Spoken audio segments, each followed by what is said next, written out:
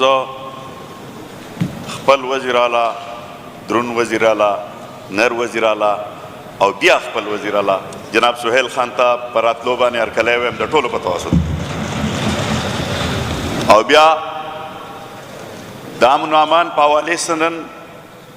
بحث جاری دی خو مونږ ټول په امن او په جنگ خبرې کوو زما په خیال سره دا لا حاصل پدې دي چې د دې بنیاد معلومول غواړي د دې بنیادی کاز معلومول غواړي چې دا جنگ دلته ولې دی دلته کې جمهوریت نشته دلته د سپریم کورټ سپریمیسی نشته د پارلیمنت بالادستی نشته زما چې څومره خیال دی نو دا ټول هر څه چې تاویږي هم د دې نه گردش کوي ولې چې په مونږ په ډېرو خلکو کې بیا هغه جمهوریت هم نشته د نن نه یو څو ورځې مخکې زمونږ د وزیر اعلی صاحب د حلب خبره وه چې ډېر خلک ځان ته جمهوري وایي د جمهوریت داویدار دي د جمهوریت علمبردار ځان ته وایي خو هغو دغه حلب په وخت کې هغه شان کردار ولوباو چې دا د یو جمهوري خلکو نه و خو زه که په دې ټیم کې بیا د عدالت شکریا ادا نه کړم چې خیر د 26وي آئینی ترمیم نه وروسته خو عدالتونه هم هغه شانې با اختیاره نه دي خو د پېښور عدالت چې په هغه ورځې باندې کومه مثالي او تاریخي فیصله وکړه زه د هغو مشکور یم او شکرګزار یم یقینا د دې ټولو بنیاد د دې وجې نه دی چې دلته څوک قانون نه مني عدالت نه مني او پارلیمنت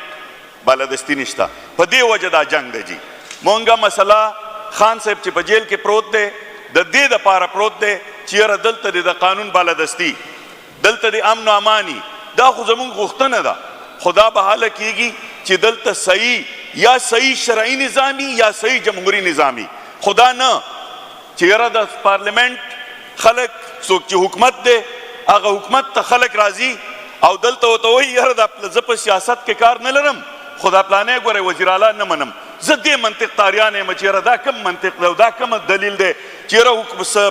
په سیاست کې کار هم نه لرم خو ګورئ سهیل وزیر اعلی هم نه منم دا د دې خو ساجیبه غوندې مسله ده ده زه دا هم وایم چې دا ایس پی آر زمونږ چې کوم جنرال صاحب دی د هغه صرف دا کار نه دی چې هغه راشي او دلته سیاسي تقریرونه وکړي پکار دا وه چې هغه دلته راغلی وی او که د زړې ښه وی او که نه وی ښه خو دلته د دې صوبې حکمران د دې صوبې وزیر اعلی سهیل اپریدي صاحب جوړ شوی دی او دا هغه ته مبارکي ورکړې وی ویلي وی چې ستاسو نه هیله لرم موږ به ټول په شریکه باندې دا صوبه چلو د دې صوبې کم مسلې چې دي دا به تاسو په سیاسي توګه موږ به په بارډر او نور چې کم انتظامی خلک دي هغو ټول به په شریکه باندې دا صوبه چلو خو هغه بجای د دې چې سهیل خان ته مبارکي ورکړي دلته د امن امان خبرې وکړي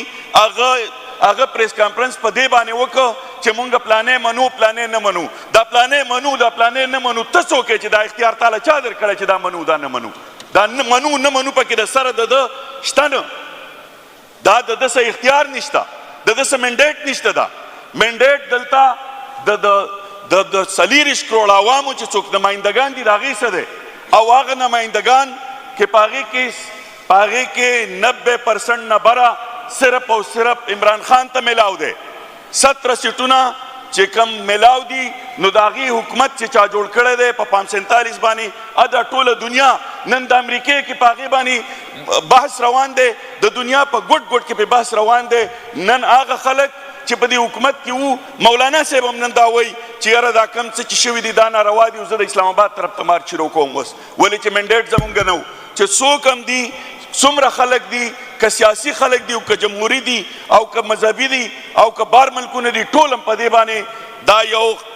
خبره کوي چې یاره په پاکستان کې ظلم شوی دی د بل چا حکومت داسې چاله ورکړی شوی چې د هغو څه د عوامو منډیټ نشته نو تر څو چې د عوامو منډیټ د چا څه نه وي هلته امن راوستل د وسپنو چنې چې چل دي د وسپنو چنې خوړل دي دلته امن ناګزیر دی تر څو پورې چې د عمران خان منډیټ واپس شوی نه وي تر څو پورې چې دلته صحیح جمهوري حکومت جوړ شوی نه وي نو دغه دغه خبره زما په خیال څه چې په ناممکناتو کې دي. زمونږه زه یو بله یو داسې خبرې ته د خپلو ټولو ملګرو پاملرنه کوم، د دیو پام را ګرځوم چې پرون دی او کابل ما پرون په میډیا وکتل چې د پنجاب وزیر اعلی صاحب د خان صاحب تصویر په خپل تقریر کې اوچت کړی دی. ډېر بېهوده کار یې کړی دی، ډېر سپک کار یې کړی دی. د یو وزیر اعلی نه، د یو سیاسي لیډر نه، د یو سیاسي ورکر سم دا بد ښکاري چې د یو دومره عظیم شخصیت چې څوک د مدینې د ریاست خبرې کوي، څوک د پاکستان د ټولو نه مقبول او مقبول ترین لیډر دی، د هغه تصویر څوک په جلسه کې او هغه ځان ته د پنجاب وزیر اعلی وایي او هغه اوچتوي او هغه پخپله که فرض که یو ورکر یې کړی وی په کار دی چې هغې ورته ویلې وی چې دا دې غلطه کړې ده، خو هغې پخپله د هغه تصویر اوچت کړی دی. زه مذمت کوم او د دغې خبرې غندنه کوم چې که فرض که تاسو جمهوري عمل نه خپلوئ، بیا ګورئ د سوشل میډیا د میډیا او زمونږ د ورکرو نه ټوله دنیا بیا امان غواړي. تا چې زما د مشر نه غلط تصویر جوړی، ستا یو مشر رانه نشي پاتې کېدی. زه دا وایم چې که فرض که تاسو په احترام پوهیږئ، مونږ به سره احترام خبرې کوو، خو که په احترام نه پوهیږئ کم څه چې شوي دي د دغې بیخي چې که فرض که اډمن یې کړی هغه دې معافي وغواړي، که اډمن یې نه یو دی پخپله اجازت ورکړی او دی پخپله کړی، دا به ټیک ټاک معافي غواړي، که نه نو په ایمان چې د هېڅ چا مشر راناسې نشي پاتې کېدی. ملک صاحب زمونږه بس زیاتې خبرې نه کوم. دا یو عرض لرم چې مونږه مخکې یو جړل چې ګولې کیوں چلائے، خو هغې نه وروستو زه په بېګناه خلکو باندې په 26 نومبر باندې ګولۍ وچلولې. زمونږ دنیا زلمي شهیدان کړه، دنیا ورکرې شهیدان او زخمیان کړه. د هغې نه وروستو دوی اوس خونخوار تی جوړ شوي دي، د دوی خولې ته د وینې خوند لګېدلی دی. بله ورځ یې بیا د TLP دنیا خلک شهیدان کړل. د هغې مونږ بھرپور مذمت هم کوو او دا وایو چې ګوره دا وطن داسې مه مجبوروئ چې د ټوپک په بدل کې ټوپک راواغستی شي. یو ځل ډاکټر صاحب چې ویلي و چې ګوره دې ته مه مجبوروئ چې کله د ټوپک په بدل کې ټوپک راواغستی شي نو بیا لاشونه په خرو په قچرو را رواني. کله چې د ټوپک بدل د ټوپک څه چې روشي نو بیا د خلکو سرونه په جرګو راوړی کېږي. زه دا وایم چې ISPR صاحب تا چې ټول عمر څه ویلي دي، نن ماته د خپل میدان نه دا پته لګي چې تا دروغ ویلي دي. ولې چې په میدان کې بله ورځ د پوجیانو څه چې کوم زما رونه دي، زما درد د هغو سره شریک دی،